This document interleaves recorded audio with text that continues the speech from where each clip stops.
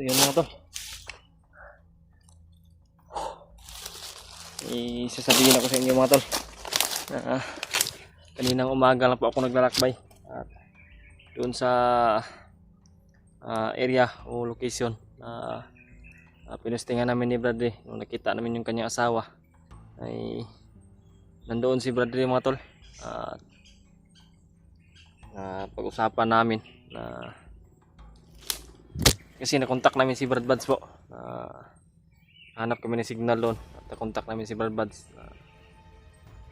May pinag-usapan kami na location at doon kami salubong at hintayin ko siya doon. At ako yung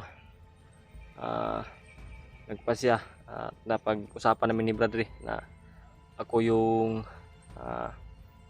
sasalubong sa kanya, ako yung magantay sa kanya doon sa location. Napag-usapan namin. Yun mga tol. Sa ngayon ay malayo-layo na po yung narating ko. Patungo ako doon sa location na yun. Ito, grabe yung pangamba sa dibdib ko. Ako lang mag-isa naglakbay. Binaybay ko po yung dinadaanan namin ni Bradley kahapon. So di ko pinopoint. Doon talaga ako bumalik sa dinadaanan namin kahapon. Mislist lang ako ng daan para kung makasakali na may mga bandido man na makikita, hindi ako harang o ano man yung mangyari. Ngayon nahinga muna ako saglit. Kaninang umaga lang talaga ako naglakbay mga tol. Si Bradley ay nandoon lang natili siya doon sa nagmasid at doon sa malapit sa kubo na dinadalhan ng kanyang asawa, nilalagyan ng kanyang asawa ba nung binanggit ni Commander Bangkil na bahay ni Chukoyno. Tsaka nga po pala mga tol, si paglakad ko doon parang may nabantayan ako na kakaiba sa pagkakagulong. Pero sana okay lang po si Bradley doon. Sana hindi siya kumilos, hindi siya nagpadas-dalos na kumilos doon. At alam ko naman na si Bradley ay napakakalmado po. At pinag-usapan po namin, sinasabihan ko po siya, Brad, papayag ako Brad na ako yung sasalubong kina Brad Buds, basta ikaw dito manatili ka lang na kalmado, pagmasdan mo yung buong paligid na hindi ka makita ng mga kalaban. Kasi ito na po yung pagkakataon na nandito tayo sa malapit na kinaroroonan ng iyong asawa. Yun, nakinig po siya sa akin. Alam niya rin daw na kung kikilos siya ng palos-dalos, biglain niya, dihado at delikado yung buhay namin at ng buhay ng kanyang asawa at ng kanyang parating na anak na dinadala pa ng kanyang asawa. Yun, napag-usapan namin na ako talaga yung lalakbay, babalik at sasalubong kila Brad Buds. Yun. So dinadasal ko palagi mga tol, sana ay di na po yun ilayo yung asawa ni Bradley doon. Sana yun ilipat na naman ba, kasi yun na talaga ang pagkakataon namin. Makita kami ni Brad Buds ngayon, magkasalubong kami, masaksi itong pagkikita namin at usapan namin na location. Basta yung sabi ko sa kanya, alam niya po saang area yun, kasi alam niyo po mga tol area na yun kasi nadaanan namin ni Bradley yun kahapon.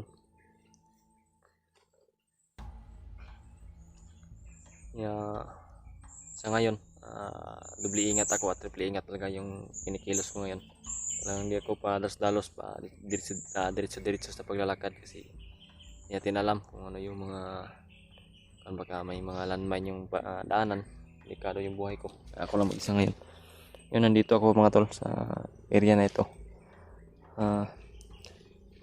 kunti na lang, ilang oras na lang bago ako makarating doon sa pinag-usapan namin ni Brad Buds na location. So kailangan ko talaga na magmasid dito.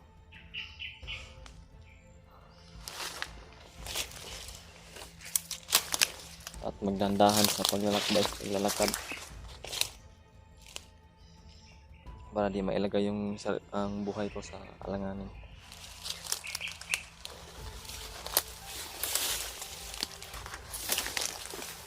Grabe, ang kapal ang damo dito mga to.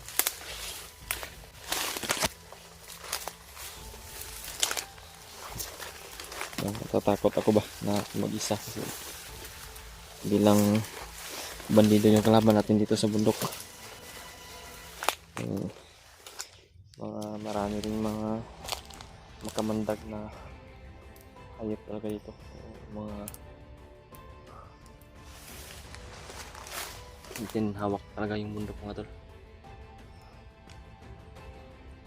So, kahapon mga tol, nakita nyo naman siguro sa video namin na hindi kami pinahirapan ni Commander Bangkit na matuntun yung nilalagyan ng asawa ni Brady. Kasi hindi niya kami namataan, hindi niya kami nabantayan. Kasunod lang kami sa kanila lagi. Kabuntot lang kami ba. At talagang hindi kami gumawa ng putok para kung baka sakali na mangyari na may putukan na delikado, bulabog yung area o location. May mga tunog ng aso, maririnig niyo.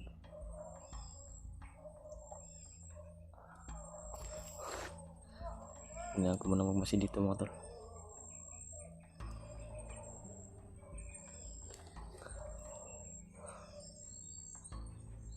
Yan yung area na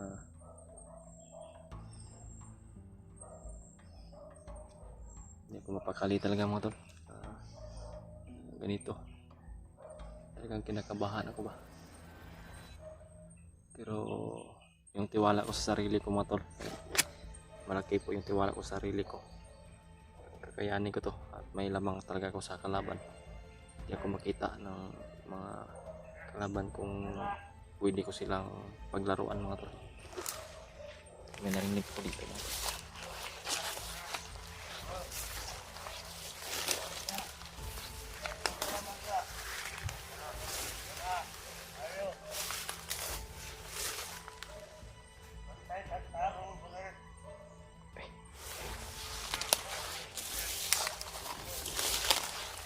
Bantay dito.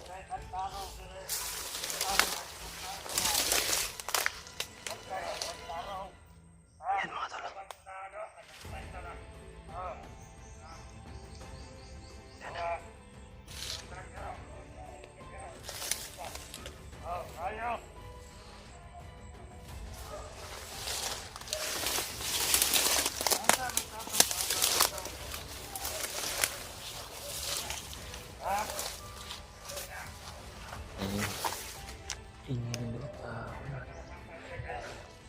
Kasama siya doon.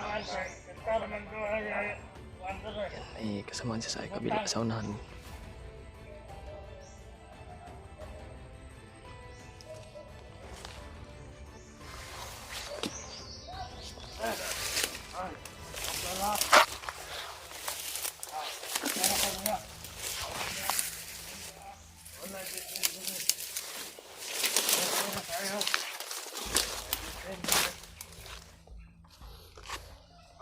Hindi ako makikita ito mga tol.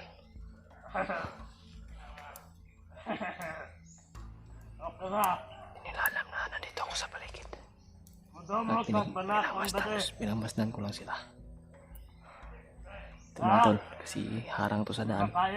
Wala akong ibang magawa dito mga tol. Kailangan ko itong pastungin at itago po itong bangkay para hindi makita at hindi mabulabog. Pero hanap ako ng tsimpo mga tol. Kailangan kong magamit ng oras. Hindi talaga ako makaligtaan o mamataan ba. Yan. kaya ko yung paglaruan.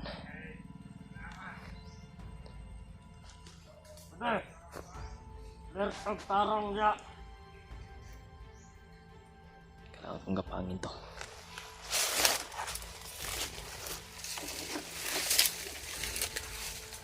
Ya, okay ra. Ayo. Pagdili okay Okay ra maka. Okay ra.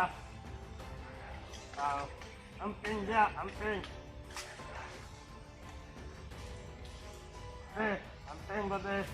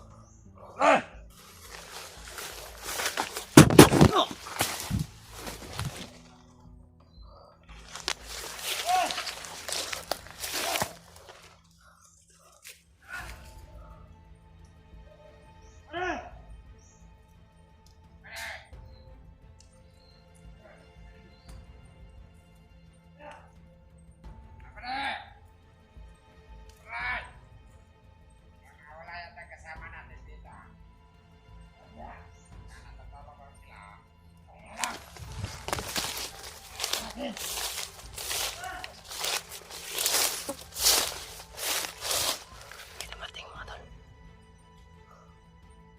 Parang kasamahan dito. Kasamahan ng dalawa na pinatay ko. Yan o.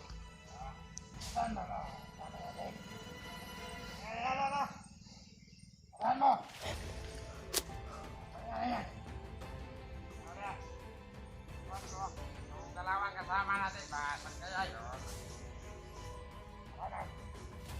Apa? Relax sa tatong dalawa. Apa ang ulo ng dabran? Tulong ang manimal na. Ingat lang, Commander, nga magkalerto rin. Bakit nagtulong kayo? Tulong din ang vlogger ba? Tulong lang. Puta. Huwag ka nag-iinuman. Sige lang nga, Brad. Kanalasing. Sako, masala ba? Iinuman yata. Puta. Sobrang lasing. Ito, natutulog. Ang sabi ni Commander, pag-alerto. Ay, lasing na lasing. Mabuti pala dito. Ang sabi ni Commander, kayo tulog kasi kaya natin lang. Tulog mo yan. Hindi ba ka na nagising mamaya? Hindi ka na nagising. Mabalikan natin ito. Punta na yan. Masarito ba?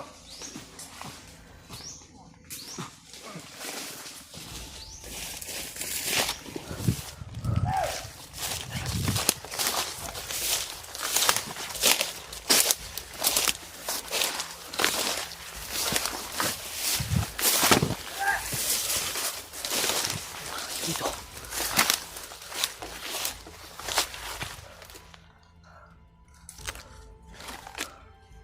Ya Allah.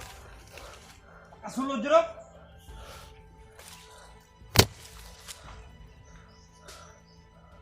Putay na nyo! Mga vlogger piso! Malaki niyo ako! Gusto